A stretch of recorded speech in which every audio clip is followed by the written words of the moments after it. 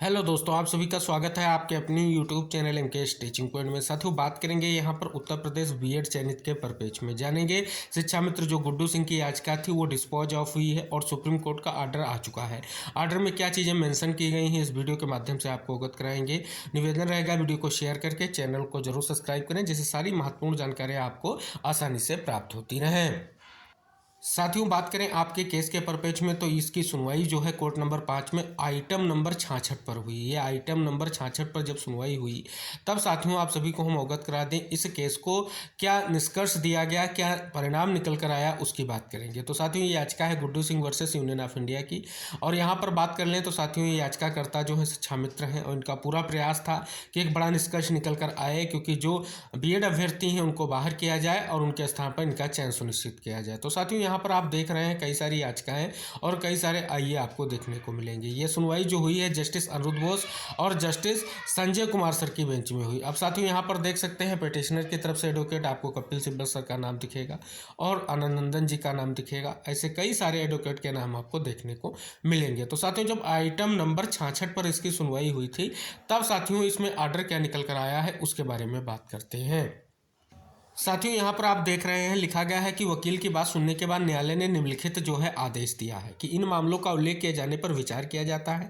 इन कार्रवाइयों का विषय एक मामले याचिकाओं से संबंधित है जो आज दोपहर 2 बजे एक पीठ के समक्ष सूचीबद्ध है और जिसमें हमसे एक यानी स्पष्ट तौर पर जो है आपके जस्टिस जो थे इसमें आपके जो है अनिरुद्ध बोस थे और साथ ही में सुधांशु धूलिया सर भी थे। तो उस बेंच में इस मैटर को सुना जाएगा, ये कहीं ना कहीं आदेश निकलकर सामने आया। यानी कहें तो जो आपकी क्लेरिफिकेशन याचिका थी उसी सुनवाई के साथ इस याचिका को भी टैग कर दिया गया।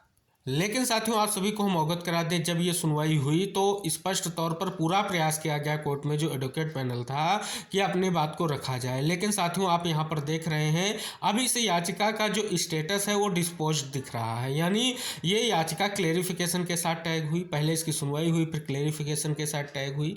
आप देख रहे हैं यहाँ पर स्पष्ट तौर पर, और 303 नंबर पर इसकी सुनवाई हुई और अब इस याचिका में जो है डिस्पोज ऑफ स्पष्ट तौर पर हो गई है। याचिका आप सभी के सामने स्टेटस देखने को मिल रहा है। अब साथियों यहाँ पर कुछ चीज़ें इस परपेच में हम बात कर लें। जो फैसले पर एक बड़ी खबर प्रकाशित हुई है, इसमें देख रहे हैं कि फैसले के बारे में कई सारी चीज़ें आप सभी के सामने लगाई गई हैं। अब साथियों यहाँ पर देख रहे हैं कि हम शिक्षा मित्रों के माध्यम से जो भी चीज़ें उन पर बात कर रहे हैं।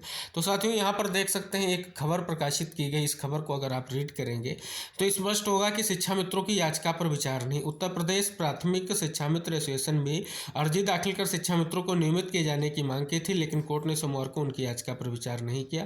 वकील द्वारा बार बार मामला उठाए जाने के बावजूद पीठ उस पर विचार किए बगैर उठ गई। तो देख रहे हैं कि स्पष्ट हो रहा है। और दूसरी बात यहाँ पर आप सभी देख रहे हैं क्या स्पष्ट किया गया है। उत्तर प्रदेश के शिक्षकों की ओर से पेश वरिष्ठ वकील विकास सिंह के अनुसार अकेले उत्तर प्रदेश में बीएड डिग्री धारक प्राथमिक शिक्षक की संख्या 34,000 है। तो साथियों ये फैसला आया है और इसमें अभी जो है कहीं ना कहीं जो लिखित आर्डर है वह नाशेष है। जो आपका क्लेरिफिकेशन का है उसमें कुछ चीज़ें और क्लियर होंगी। हालांकि चयनित बीएड सेफ हुआ है, लेकिन उसमें कुछ भी शर्तें हैं जिनके बिहाफ पर हुआ है। यहाँ पर आपको ये चीज़ें निकल कर आ रही हैं कि क्या क्या चीज़ें हैं, किस शर्त के आधार पर निष्कर्ष की स्थितियाँ बन रही हैं।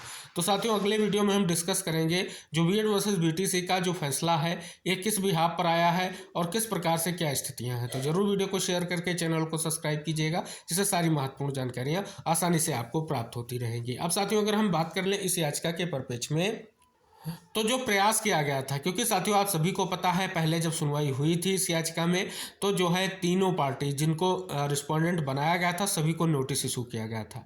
एनसीटी ने पहले समय लिया और उसके बाद दोबारा समय लिया। उसके बाद प्रयास किया गया कि इस याचिकाओं को भी कहीं ना कहीं क्लेरिफिकेशन याचिका के साथ सुनवाई कराई जाए, जिससे निष्कर्ष निकल कर आ सके। लेकिन साथियों आप देख रहे हैं निकल कर यही आ रहा है कि याचिका डिस्पोज ऑफ हो चुकी है।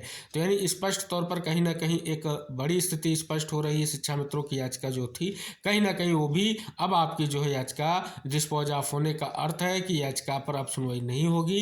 यानी स्पष्ट तौर पर वो भी याचिका इसी आदेश में आ गई है। अब साथियों यहाँ पर स्पष्ट हो रहा है कि बार बार आर्गुमेंट करने के बावजूद भी उनकी बात को नहीं सुना गया। ऑलरेडी आप सभी को पता है शिक्षा मित्र के परपेच में जो है सुप्रीम कोर्ट का फैसला हो रखा है, लेकिन साथियों उसकी बात यहाँ पर नहीं रखी गई।